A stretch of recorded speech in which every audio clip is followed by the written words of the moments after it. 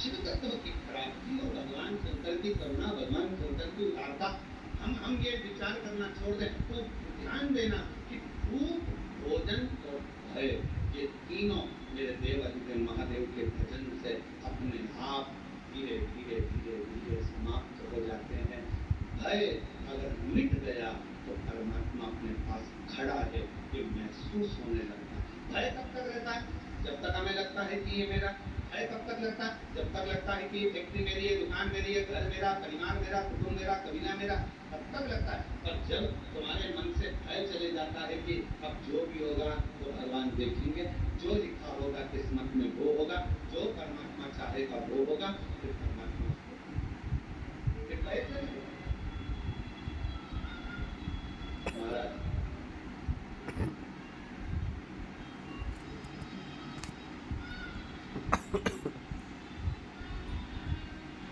पसीना तो बना है ना। में माँ का होना बहुत जरूरी है। किसका होना?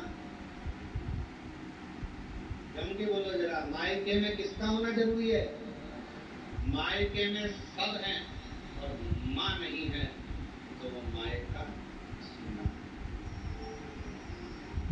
वो मायका सुना। मायके में सब है और माँ नहीं है तो मायका सुना। मायके में माँ का होना जरूरी है और अपने घर के मंदिर में महादेव का होना जरूरी है, वरना मंदिर भी बना मंदिर की श्रेष्ठता।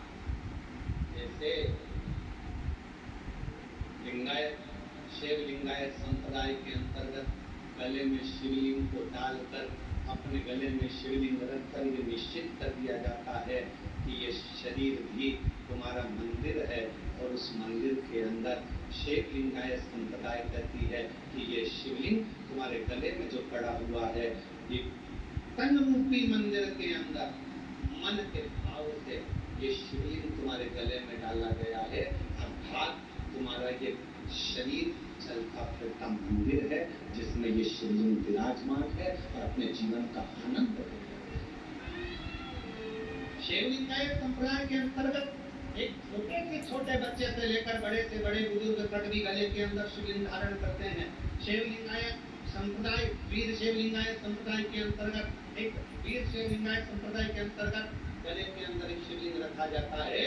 वो इस भाव से रखा जाता है कि ये शरीर भी चलता फिरता मंदिर है, मायका माँ के बिना खाली दिखता है, घर का मंदिर महादेव के बिना खाली दिखता है और ये मनुष्य रूपी शरीर का मंदिर भी शिवलिंग के बिना खाली दिखता है। और